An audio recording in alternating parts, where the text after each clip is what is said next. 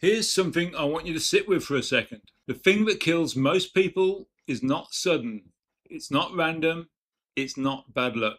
It's slow, it's predictable, and in most cases, it's measurable years before it becomes a problem. And yet, most of us have absolutely no idea what's happening inside our own bodies right now. Today, we're going to talk about 4 conditions that account for the vast majority of deaths in the UK. What doctors and researchers sometimes call the 4 horsemen: heart disease, cancer, dementia, and the one that underpins all 3, which we'll get to last, metabolic health. We're going to go through each one, what the risk actually looks like, what you can measure, what you can do about it, and where the medicine is heading. This isn't a scare video, it's the opposite, because once you understand what you're actually up against, it stops being scary and starts being something you can work with. Let's go. I want to be upfront about how we're going to structure this, because the order matters. We're going roughly easiest to fight to hardest to fight in terms of the tools we currently have available. Heart disease first, genuinely the most winnable battle, then cancer, then dementia, which is the one that feels most out of our hands. And then we're ending with metabolic health, not because it's an afterthought. Actually, the opposite. It's the master lever, the dial that sits underneath all 3 of the others. And it's the one you have the most direct control over, potentially starting this week. I'll explain what I mean by that when we get there. One other thing before we dive in. I'm not a doctor. Nothing in this video is medical advice. What I am is someone who spent a lot of time reading the research, talking to people who do this for a living, and trying to figure out what the evidence actually says versus what we've just always assumed. Sometimes those 2 things are very different. I'll flag it when they are. Let's start with heart disease, because in the UK, this is the one that should be getting far more attention than it does. Heart and circulatory diseases, that's heart attacks, strokes, heart failure, kill around about 170,000 people in the UK every year. That's 1 death every 3 minutes. There are more than 8 million people living with some form of cardiovascular disease right now in this country. Here's the bit that really got my attention. Early deaths from cardiovascular disease, people dying before the age of 75, actually rose in England for 3 consecutive years, running up to 2022. That's the first time we've seen a clear reversal in the trend in nearly 60 years. After decades of progress, we're going backwards. And most people have no idea. So what do we do about it? Test your GP probably isn't running. The good news is that heart disease is by some margin the most measurable of the 4 horsemen. We have genuinely excellent biomarkers for it. The bad news is that the standard NHS check doesn't always capture the most useful ones. Let's go through what actually matters. ApoB. If you've had a standard cholesterol test, the kind you get from your GP, it's probably showed you LDL cholesterol. LDL is fine as a rough guide, but ApoB is more accurate. It measures the actual number of particles carrying cholesterol through your blood. And it's those particles that damage the artery walls. You can have normal LDL and still have high ApoB. Now, I want to be realistic here. ApoB does exist within the NHS, but in most trusts, it's classified as a non-standard test, typically reserved for specialist lipid clinics and patients already flagged as high risk. If you ask your GP cold, there's a good chance they'll say no. More reliable route is to get it privately. Providers like Medicheck and Thriver offer it as part of a panel for around about £30 to £50, worth every penny. LPA, pronounced LP little a. This one is a hereditary wildcard. and most people have never even heard of it. Lp(a) is a type of lipoprotein that you largely inherit from your parents, and the high levels significantly increase your risk of heart attack and stroke. Independent of anything else, it is thought that around about 1 in 5 people in the UK have elevated Lp(a). Most of them don't know. Same access story for ApoB, I'm afraid. It exists in the NHS, but it's largely gated behind referrals to lipid clinics. The good news, you only need to test for it once because it barely changes. And private providers bundle it with ApoB. So a single panel covering both plus a few other markers typically comes under £80. You test once, you know for life. You move on. Blood pressure. You know this one, but a lot of people don't take it seriously enough. High blood pressure basically has no symptoms until it becomes a crisis. It's called the silent killer for a reason. Know your numbers. Check it regularly. HbA1c. This is a blood sugar marker. We'll come back to it in much more depth in the metabolic section, but it's also a key risk factor. Chronically elevated blood sugar damages blood vessels, full stop. And then there's the one that gets measured at the gym, but almost never in a clinical setting. VO2 Max. This is your maximum aerobic capacity, basically how effectively your body uses oxygen during exercise. It's one of the strongest predictors of cardiovascular health we have. Research published in JAMA found that for each 1 unit increase in VO2 max reduces a risk of death by around about 9%. Not 9% over a lifetime, 9% unit of improvement. That's a remarkable number. And it's something you can directly improve with training. What you can actually do. On the lifestyle side, cardiovascular exercise, generally nothing beats it for VO2 max. Zone 2 work, that's the pace where you can just about hold the conversation. Done consistently over weeks and months is one of the most powerful longevity interventions we have evidence for. Diet matters too.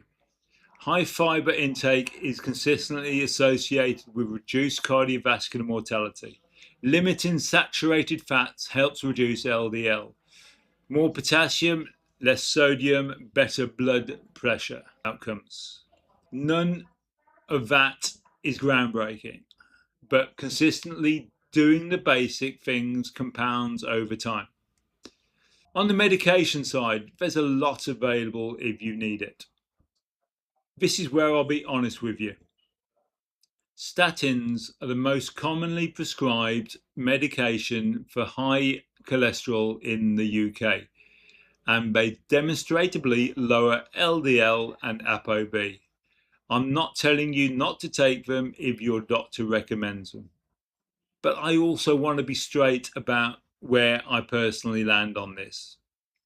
The evidence that statins reduce all-cause mortality in people without existing heart disease rather than just lowering cholesterol numbers is more debated than the mainstream conversation suggests. The side effect profile, including muscle pains and effects on your blood sugar, is really meaningful for a minority of people. I think this is a conversation you should have with your GP rather than just nodding along to the prescription. Understand the actual benefits for someone at your specific risk level. Ask questions. Statins, azetinib is another oral medication that can further reduce cholesterol. PCSK9 inhibitors are injectable drugs that can cut cholesterol by up to 50% for people who need aggressive treatment. And on the horizon, this is genuinely exciting, drugs targeting Lp(a) directly. Lepodisiran in late-stage trials showing reductions of over 90% in Lp(a) levels. This could be transformative in 1 in 5 people with elevated Lp(a) who currently have no effective treatment. FDA and MHRA approval could come within a few years. Cancer is the one that scares people the most. And honestly, some of that fear is warranted. It's the cause of about 1 in 4 deaths in the UK, which works out at around 170,000 deaths a year. But here's something worth on to. Cancer mortality rates in the UK have fallen by around about 23% since the early 70s. Survival rates have doubled over the same period. Roughly 1 in 4 people survive for 10 years after cancer diagnosis in the 70s.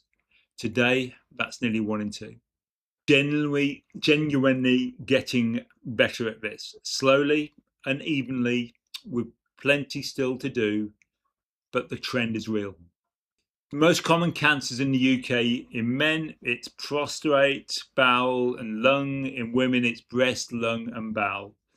And importantly, 1 in 2 in the UK will be diagnosed with cancer at some point in their lifetime. This isn't a stat designed to frighten you. It's a reason to pay attention. What you can screen for now. Here's where it gets practical. In the UK, the NHS currently offers 4 main cancer screening programs. Bowel cancer. If you're 50 to 74, you're automatically sent a home testing kit every 2 years through the bowel cancer screening program. It takes minutes, it goes in the post, and you can catch early stage cancer or pre-carcinogenic polyps. Uptake is still lower than it should be. Do it. Number 2, breast cancer. Mammograph is offered to women aged 50 to 71 every 3 years through the NHS. 3, cancer. Smear tests for women aged 25 to 64. Coverage has been falling in recent years, down from 72% to 69%. If you're due one and you've been putting it off, this is your nudge. Lung cancer. If you're 55 to 74 and you've had a history of smoking, you may be eligible for a low-dose CT scan through targeted lung health checks. Worth asking your GP about if that applies to you. These 4 screening programs cover roughly a third of all cancers. That's not everything, but it's a meaningful chunk. And the earlier you catch any of them, the better the outcome. What's coming? 2 emerging tools are worth knowing about. Lipid biopsies. These are blood tests that detect fragments of carcinogenic DNA circulating in the bloodstream, potentially spotting multiple types of cancer simultaneously. Grail's Gallery test is the most developed version, with some published clinical data. It's available privately in the UK for around about £400 to £600, and plans to submit for MHRA approval are underway. It's not yet NHS approved and not covered by insurance. And clinical research, while promising, is still maturing. I'm watching it closely. I'd encourage you to do so as well, but with eyes open. My whole body scans. Several private providers offer these for anywhere between £500 and £4,000. The honest position here, none have published robust clinical evidence demonstrating that their specific approach accurately detects cancer at a meaningful rate without false positives. Some research is underway. Until we have those numbers, I'd only do these if you're not scared of the false positives. The broader point, cancer screening is improving. The tools of 2030 will be meaningfully better than the tools of today. Stay informed. Use what's available and don't wait for symptoms to appear before taking action. This one hit me hardest when I started researching it because it's not a statistical problem. It's a dignity problem. Dementia is the UK's #1 killer. In 2024, more than 76,000 people in the UK died from dementia. That's more than heart disease, more than stroke. It's been the leading cause of deaths in women in this country since 2011. The deaths are rising year on year, even as deaths of other conditions are falling. There are currently around 982,000 people living with dementia in the UK. By 2024, that is projected to be 1.4 million. Every 3 minutes, someone in the UK develops dementia. And yet it consistently receives less research funding, less public conversation, less policy attention than cancer or heart disease. The honest picture. I won't sugarcoat the current medical position. Dementia, particularly Alzheimer's, which accounts for 60 to 70% of all cases, is the hardest of the four horsemen when it comes to interventions. We have no cure. We have no test that reliably predicts it years in advance, the way that we can with ApoB for heart risk. There are new drugs that have been approved in 2024 and 2025. They represent genuine scientific progress. They target amyloid plaque in the brain and can slow the progression of early Alzheimer's, but they are not available on the NHS following an appraisal that questioned their cost effectiveness at the price point offered. They don't stop the disease, and they only apply to a narrow window of early Alzheimer's. The honest summary, medically, we are in the early stages of understanding this disease. Anyone telling you they have a clear answer right now is overstating it. What you can actually do. Here's where the frame shifts, and this is genuinely good news. The research consistently shows that what is good for your heart is good for your brain. The same blood vessels that feed your heart feed your brain. The same metabolic damage that drives cardiovascular disease also drives vascular dementia, the second most common form after Alzheimer's. Some research suggests that your cholesterol levels in your 40s and 50s predicts your neurological health in your 70s. That's a long game, but it's one you can start playing right now. Managing blood pressure in your midlife, your 40s and 50s, is one of the most consistent risk reduction factors for dementia that research has turned up. Exercise consistently appears. Sleep specifically. Adequate deep sleep matters more than most people appreciate. It's when the brain clears metabolic waste. There's also emerging evidence around hearing loss. Untreated hearing loss in midlife is one of the most significant modifiable risk factors for dementia, possibly because of the cognitive load of struggling to following a conversation. If you've been putting off your hearing check, it's worth revisiting. None of these are a guarantee. That's the uncomfortable truth. But not nothing either.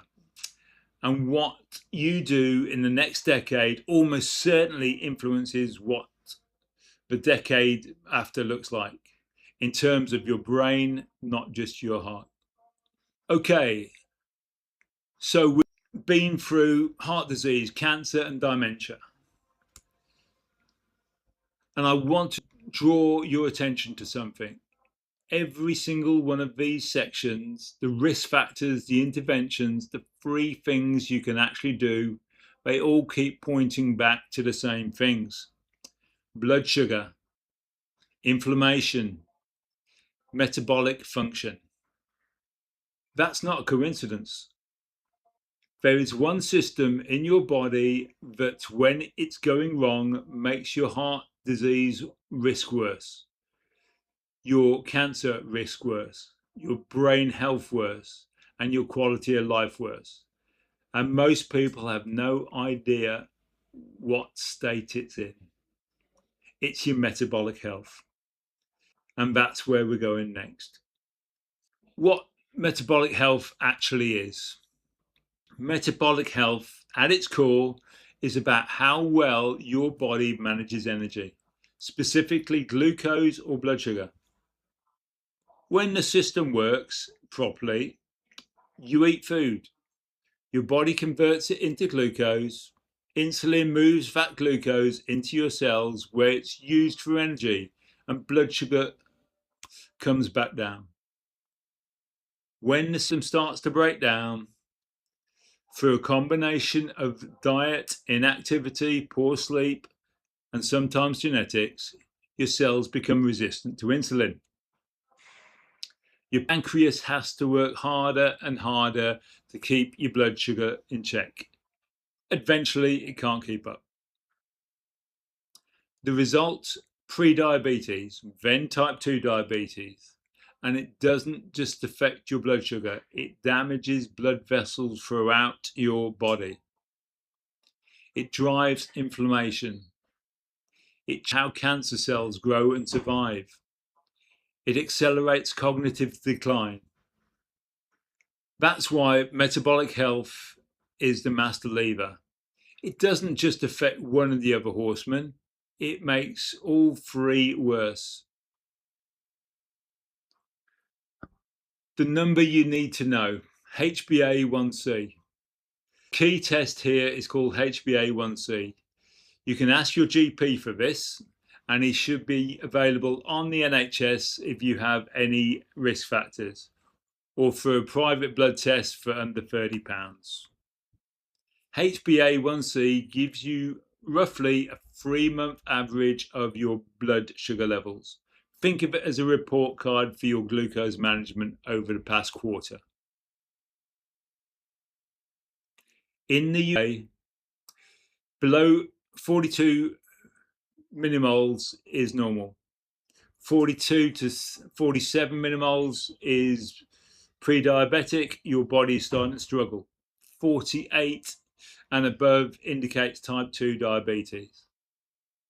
Or if you see it as a percentage, below 5.7 is normal, 5.7 to 6.4 is pre-diabetic, 6.5 and above is diabetic. Two other markers add context. HS-CRP, which measures inflammation in the blood, and the ratio of triglycerols to HDL cholesterol, which gives you a useful picture of how your body is handling fat in the blood. Why this matters?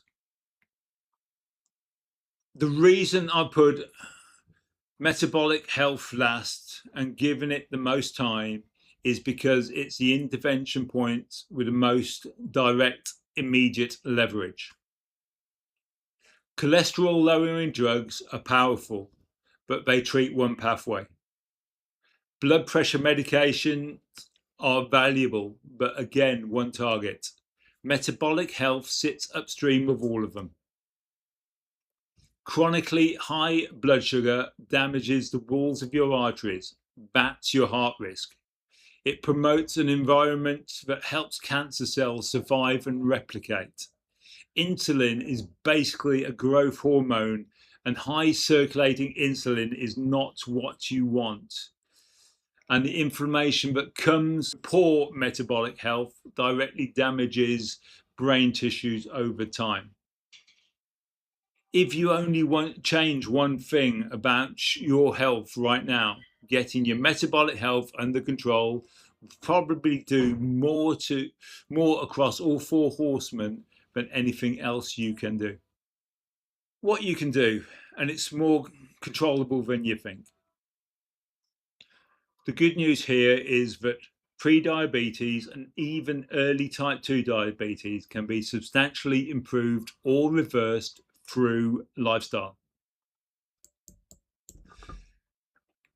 And while the NHS Diabetes Prevention Programme exists specifically to help people do this, they haven't quite got it right, in my opinion. Food. This doesn't mean eliminating all carbohydrates. It means choosing them, their quality and their timing more carefully.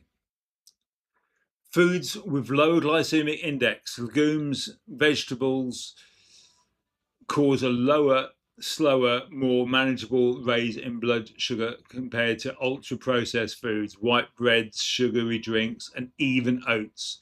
Notice the green curve, that's oats, still recommended by the NHS for diabetics. Not too dissimilar to potatoes in my opinion. Fiber slows glucose absorption. Another reason that high fiber diets show up as proactive across basically every chronic disease category. Movement. Muscle is glucose primary disposal site. When you contract your muscles, they absorb glucose from the blood, independent of insulin. A 10-minute walk after a meal reduces your blood sugar spike compared to sitting. Resistance training, building muscle, increases your body's capacity to manage glucose long term. Sleep. One night of poor sleep measurably reduces insulin sensitivity the next day. It is not a peripheral factor. If you consistently sleep less than 7 hours, you're making your metabolic health harder to manage, regardless of how well you eat. Medication. Metformin has been used for decades in type 2 diabetes management. It's cheap, well understood, and there's a growing body of research exploring its potential border effects on aging and cellular health beyond glucose control. If your HbA1c is in a range where your doctor is recommending it, it's worth a serious conversation. However, metformin performance reduces with duration, and it has a not insubstantial list of potential side effects, making it an imperfect choice for many. With insulin sensitivity and diabetes now linked to excessive liver and pancreatic fat, new drug classes, GLP-1 receptor antagonists like semaglutides, which you may know as Ozempic, are showing remarkable effects on both weight and blood sugar, with some cardiovascular benefit data emerging. This combination may be a better option to get your visceral fat down and get your body working properly again. These are no substitute for lifestyle changes, but people who need significant help, they're a genuinely powerful tool. Right, let's land this. I've covered a lot of ground, 4 killers, a lot of numbers. I know it can feel overwhelming when you look at all this at once. So let me simplify it. There are 5 numbers that between them give you a meaningful picture of your health risk across all 4 horsemen. ApoB, where vascular risk actually sitting. Lp(a), do you have the hereditary risk factor most people don't know about? Blood pressure, what is yours right now, not when you last got it checked 2 years ago? HbA1c, how is your body managing sugar over the long term? How fit is your heart and lungs, and are you working to improve it? Let me be straight with you about how to actually get these, because I don't want you hitting the wall. Blood pressure and HbA1c, these you can and should get straight from your GP, especially if you're 40 or over. The NHS Health Check offers free to everyone from 40 to 74 who hasn't had one recently. It will cover both of these plus standard cholesterol test. If you haven't had one, book it. It won't cover everything on the list, but it's a genuine starting point and it's free. ApoB, Lp(a). These exist on the NHS, but in most trusts, they're non-standard tests gated behind specific lipid clinics. If your NHS check or standard cholesterol test comes back flagging high risk, you may well get referred and get them on the NHS from there. But if you want to be proactive without waiting for red flags, private providers like Medichecks and Thriver offer both in a single panel for around about £60 to £80. You do it once for LP(a). ApoB is worth rechecking if you have a significant lifestyle changes. VO2 Max, no blood test required. A smartwatch will give you a rough estimate. For a more accurate picture, some sports medicine clinics and university research programs offer formal VO2 max testing. But honestly, if you sustain a brisk walk without getting breathless, hold a conversation while jogging, and you're exercising regularly, you're heading in the right direction. And this is the part I can't stress enough. Once you have numbers, do something with them. Don't file the results away. Understand what they mean. Ask questions. Make a plan. You are not powerless against these diseases. You are just, in most cases, not measuring the right thing. Start here. If this video was useful, I'd genuinely appreciate it if you share it with someone over 40 in your life who you think needs to hear it. Not in an annoying way, just leave it in the group chat, send it to your mum, whatever works. And if you want to go deeper on any of these topics individually, heart disease, cancer screening, metabolic health, let me know in the comments with a tackle first, or join my school community. The link is in the comments. I'll see you in the next one.